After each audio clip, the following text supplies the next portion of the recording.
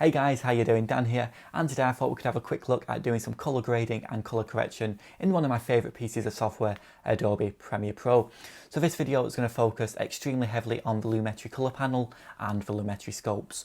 We're going to have a look at how to colour correct and colour grade shots. As with always, this video heavily relies on getting the footage right when shooting it. If you shoot your footage correctly on set, making sure it's exposed correctly, making sure it's not blown out at the highlights or underexposed in the shadows, you're going to have an absolutely awesome experience colour grading and colour correcting.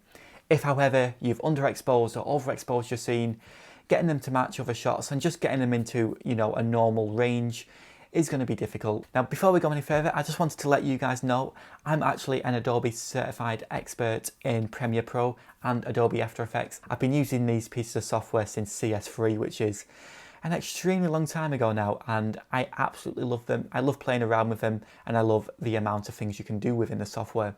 So if you guys have got any questions about Premiere Pro or After Effects, make sure to leave them down below and I'll make sure to answer them. Before I get started with the Lumetri Color and the Lumetri scopes, it might be what you don't actually have them on your Premiere Pro interface. So your Premiere might be looking a little bit more like this, which is fine. So one way to quickly get to all your color settings is go to the color workspace, and that should bring up Lumetri Color on the side, and it should bring up your scopes at the top. If you don't want to change your workspace, you can just go to Window and go down to Lumetri Color, make sure that's checked, and Lumetri Scopes, and then they'll just appear somewhere on your screen. Here we've got on the right the Lumetri Color panel, and it's broken up into different sections. So first of all, we've got basic correction. Now I tend to see this as kind of color correction. This is getting your shot to match the other shots and also getting it to look pretty much around where you want it to look. We've also got LUTs here if you've got LUTs to apply to your footage. So you've got all your main exposure settings here, your white balance and your saturation. Then we've got creative settings where you can apply looks, not LUTs, and you've also got some other adjustments here which are quite cool.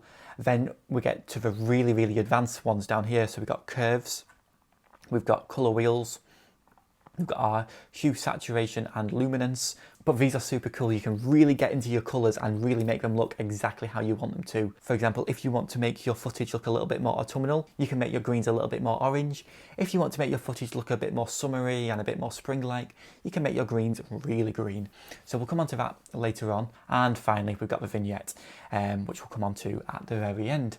Just before we get into Premiere, you may be noticing I'm wearing a Glastonbury t-shirt, and I'm filming this video on Friday the 25th of June 2021. And if there wasn't a pandemic going on in the world right now, I'd actually be at Glastonbury today. So this is just a reminder that this is where I could have been. Now let's have a quick look at what the scopes do. I don't want to go into too much detail into this because I could spend hours talking about scopes, so I'm not going to bore you with that. But I'll just show you which scopes I use and which ones are quite useful. So I use the Waveform, which is this one on the left. It shows you a lot of information. And I also use the Parade. Now, they kind of show the information very similarly, but the Parade shows you the colours broken down a little bit more. These scopes pretty much show you left to right. So the left of this image is the left of this scope, and the right of this image is the right of this scope. So far, that's fairly easy to kind of get your head around. Next thing along is we have brightness. So let me go to a shot where this is a little bit easy to explain. So as you can see here, the left of this scope is the left here. Now, when we get to the scope where it's going all the way up to 100 here, that means something is extremely bright in your scene. And as you can tell, that's the sun in this shot. Then you can see what the gradient goes down and down and down and down. So this is the highlights going darker and darker and darker, and that's this bit of the scene here. All of this other color data here is the rest of your scene. So you can pretty much tell exactly what's going on with your scene just by looking at your Lumetri scopes. Basically, up and down is the brightness and the darkness of individual bits of your scene. If I just go on different shots, each shot's going to be slightly different. Now, if you have a bit of your shot, which is a total straight line at the top, that means it's overexposed and there's not much you can do about it. We can bring it down a little bit, but it's always going to be burnt out. There's no data there to play with. And likewise, if the data is all the way at 0, that means it's underexposed and there's only so much data we can bring back up. But we'll get into that into a little bit more depth as we go further and further, but that's pretty much it for the waveform. Just as a quick look at some other scopes, you've also got the vector scope, hue, luminance and saturation, which just shows the saturation of the scene. But that's getting quite in depth, and for this video we're not really going to focus on that too much. Again, we can have a look at that in a future video. And like I said earlier on, if there is anything you want to know about Premiere Pro, whether it's drone related or just anything related, let me know in the comments down below. Same for Adobe After Effects. I'd love to show you guys some really cool stuff in After Effects. Let's have a quick look at grading some shots. So I'm going to start the shot here, which is the end of my shot.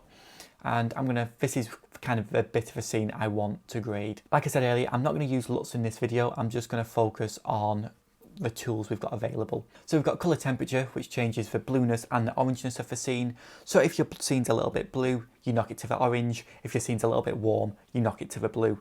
If you white balance your scene correctly on set, you shouldn't really need to change your temperature. It should be, fine as it is. It's really important to get the color temperature right on set, because you can fix it in post to a certain extent, but it's never ever going to be correct. Now, in all honesty, I'm fairly happy with the white balance of this shot.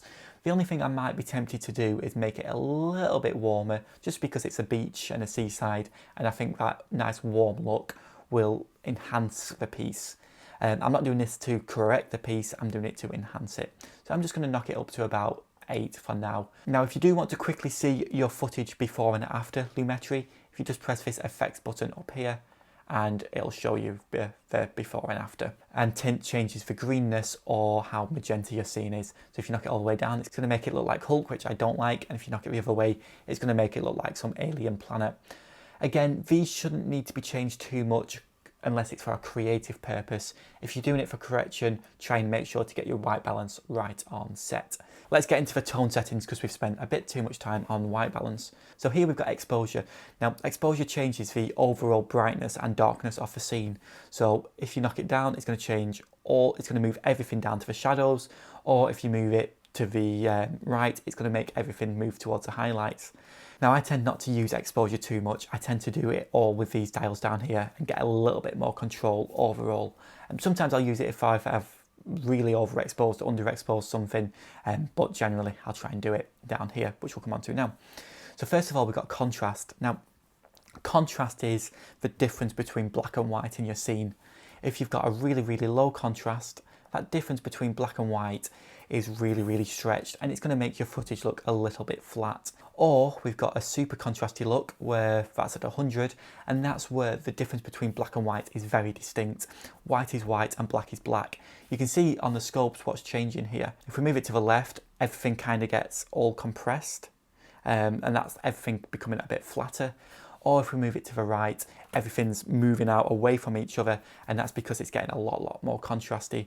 So I tend to put my contrast around 20, 25 to begin with, and that's maybe something I'll come back and change later on. I tend to do my whites and blacks first. So whites are the bits of data above 90 up here, and blacks is the data at the bottom end of the scope.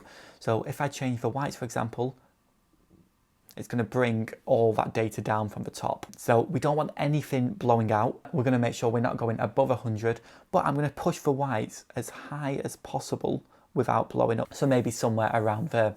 Now, this is just the correction stage. I'm just making sure my shot is as kind of correct as possible.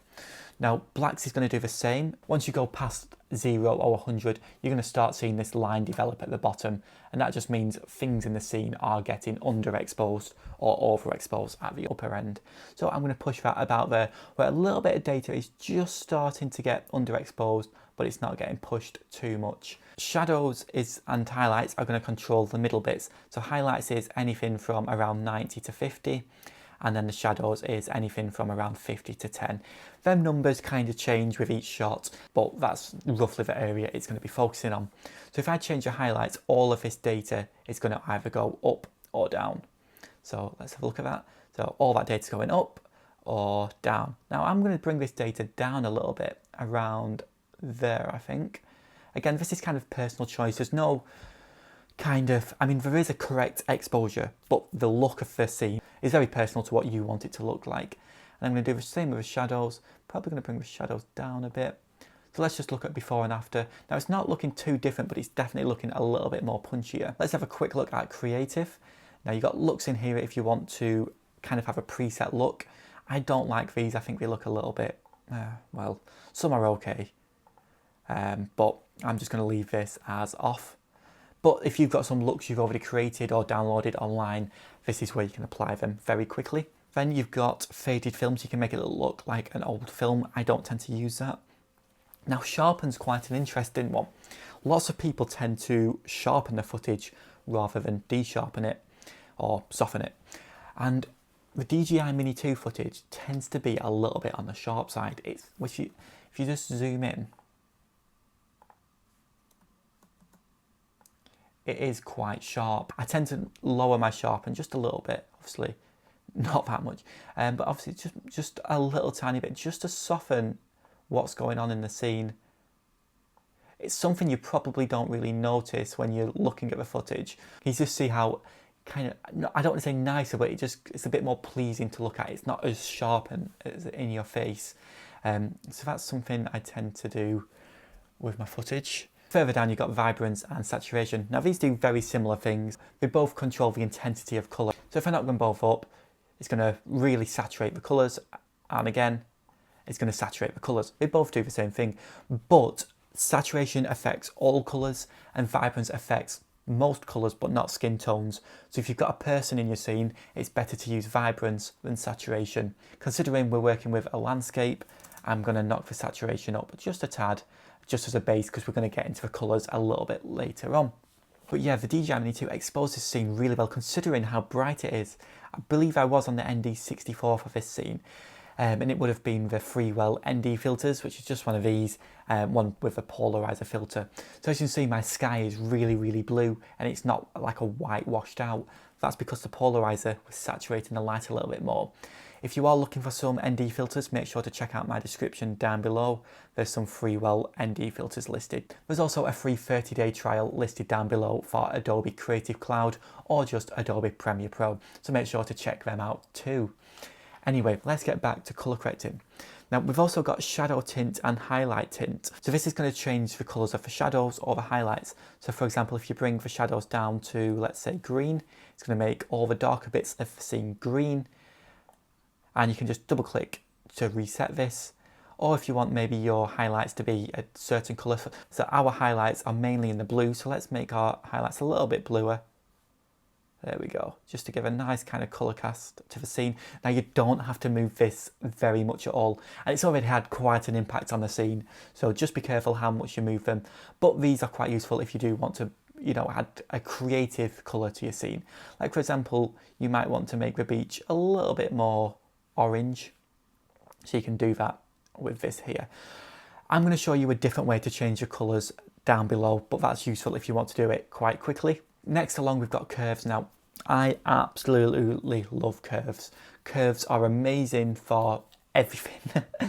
So the RGB curves are very similar to the waveforms. If we move points towards the top, it's going to make things brighter. And if we move points towards the bottom, it's going to make things darker. So along the bottom, we've got blacks. Then this line here is shadows. Then we've got the midtones, then highlights, and then finally whites. And we've also got two predetermined points, one at the blacks and one at the whites. We can add more points to this curve by just clicking like that. And then if you want to get rid of any points, you just double click and it'll reset the curve. So let's pop my points back in. So here I'm going to make the shadows of my scene a little bit darker by bringing this point back down towards the blacks. And again, I'm just going to pay constant attention to my scopes to make sure I'm not pushing these too far. And again, I'm just going to increase the height of the highlights and push that more towards 100 on the scopes. And finally, I'm just going to bring this down a tad, something like that. And there we go, we've got a contrast S-curve. Now, filmmakers love S-curves. They use them in absolutely everything, from that really easy contrasty punch you get from just moving a couple of points. You can also do this for the RGB channels as well, but for this video, I'm just going to focus on all of them together. Underneath the RGB curves, we've also got these hue saturation curves. Now, this is where you can really get into your colours and really make them exactly what you want. You can be extremely creative in this stage, which is always super fun. So you've got 5 different ones. You've got Hue Vs Saturation, Hue versus Hue, Hue versus Luma, Luma versus Sat and Sat versus Sat, but today we'll just focus on the top three because this is where you can make the majority of your changes really quickly. So for Hue versus Saturation, this is where we can pick a particular colour and then change the saturation of just that colour. So for example, if you want to change just the saturation of the sky, you can do that. Or if you want to change the saturation of a beach, you can do that. Or if you've got another shot, something like this, you could change the saturation of the blue water or the blue trees and really make them pop. So let me show you how this works. All we're going to do is use the eyedropper tool here to select the colour we want to manipulate. So I want to change the saturation of this blue here. And then as you can see down here, we get 3 points to work with. If you drag the middle point up or down, that's going to increase or decrease the saturation of that particular colour. So if I bring it up, I'm going to make the sky nice and saturated, or if you bring it down, you're going to decrease the saturation of the sky. Now I'm going to put the sky about there. Sometimes you'll find with these 3 points, it doesn't quite cover the full range of colours you want to change. So you can just move these points to the left or the right like that, and that's going to change the range of the colours you're working with.